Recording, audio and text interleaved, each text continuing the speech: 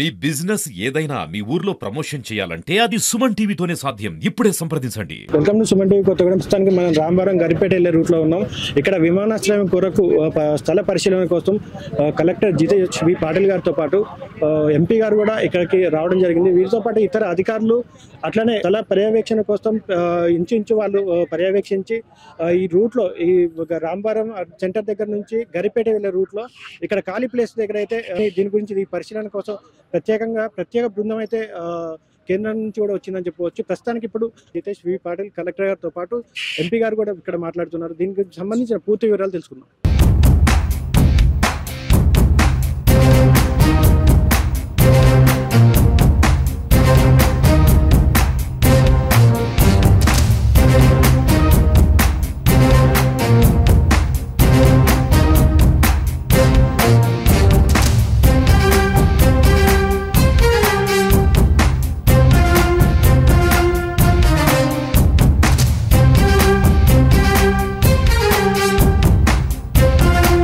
ఉదయం మన కొత్తగూడెం దగ్గర రామవరం ప్రాంతంలో ఒక ఎయిర్పోర్ట్ కోసం మనము ఈ జాగా చూసినాము.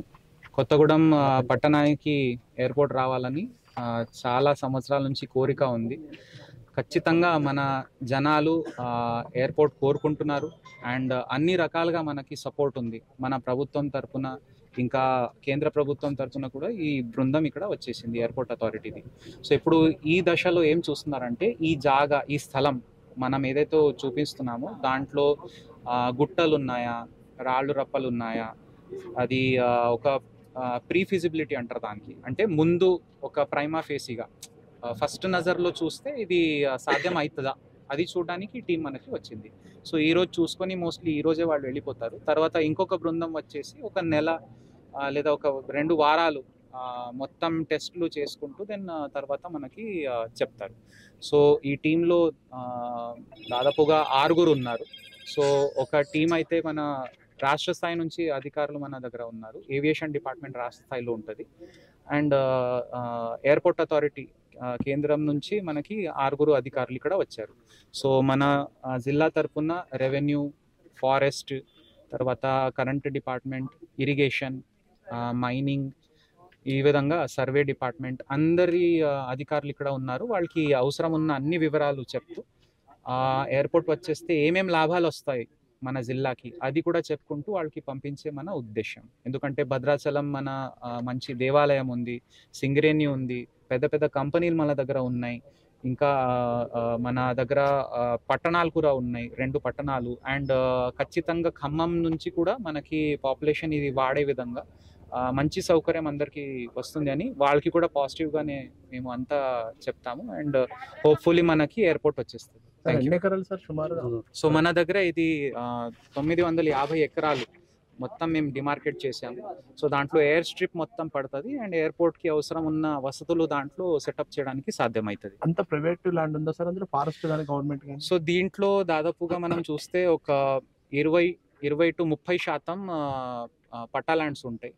కొంత దాంట్లో గవర్నమెంట్ ల్యాండ్ ఉండొచ్చు అండ్ 60 to 70% ఫారెస్ట్ ల్యాండ్ ఉంటుంది.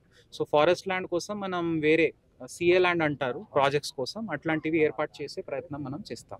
ఎయిర్పోర్ట్ అథారిటీ సిబ్బంది రామవరం వచ్చారు. పాత సైటు అనుకూలంగా లేదని ఉద్దేశంతో కొత్త సైటు మన కలెక్టర్ గారు సెలెక్ట్ చేసి చూపటం అయింది. దాని గురించి వీరు సర్వే చేసి దీన్ని పూర్తి స్థాయిగా ఎగ్జామిన్ చేసి ప్రపోజల్ పంపడానికి వీళ్ళు ఇవాళ సిబ్బంది మొత్తం వచ్చారు. ఇన్స్పెక్షన్ ఇప్పుడు త్వరలోగా స్టార్ట్ కావడం చేస్తారన్నమాట. ఇన్స్పెక్షన్ చేసి ఫీజిబిలిటీ రిపోర్టు సబ్మిట్ చేసి దాని తర్వాత మనం దాంతో చర్చించి ఎలాగా దీనికి ముందు సాగాలనో డిసిషన్ తీసుకుంటాం అన్నమాట. దీంట్లో కొన్ని ఇష్యూస్ ఉన్నాయి, కలెక్టర్ గారు చెప్పిండొచ్చు మీకు. ఫారెస్ట్ ఏరియాకి సంబంధించిన ల్యాండ్ ఉంది, దానికి కూడా త్వరలోనే డిసిషన్ తీసుకొని క్లియరెన్స్ ఇవ్వడం జరుగుద్ది. కొత్తగూడెం ఎయిర్పోర్ట్ రావాలనేది మేము మొదటి నుంచి పట్టుబడ్డాం అన్నమాట. కానీ ఈ గత 10 ఏళ్లలో ఒక జాగ చూపించారనమాట. అది ఎప్పుడో వీళ్ళు రిజెక్ట్ చేశారు, కానీ అది మనకు అవగాహన లేదనమాట. వీళ్ళు డిలే చేశారు. ఇప్పుడు ఈ కలెక్టర్ గారు ఈ స్థానం చూపించారు. వాళ్ళు త్వరలో ఇన్స్పెక్షన్ చేసి దాని ఫీజిబిలిటీ రిపోర్ట్ ఇస్తారనమాట. దానికి సంబంధించిన అమౌంట్ కూడా స్టేట్ గవర్నమెంట్ నుంచి కట్టడం జరిగిందనమాట. త్వరలో దాన్ని రిపోర్ట్ మాకు ఇస్తే దాని మీద మళ్ళీ స్టేట్ గవర్నమెంట్ కూడా పని చేయవలసి వస్తుంది అనమాట. మాకు కూడా చాలా పని ఉంటుంది, ఎందుకంటే రోడ్స్, అప్రోచ్, దానికి మిగతా అన్నీ ఉంటాయి అన్నమాట. దాని గురించి చర్చిద్దాం. వాళ్ళు వచ్చినాక వాళ్ళతో బ్రీఫింగ్ కూర్చొని దాని తర్వాత మళ్ళీ కూడా మీకు క్లారిటీ కావాలంటే ఇస్తాం.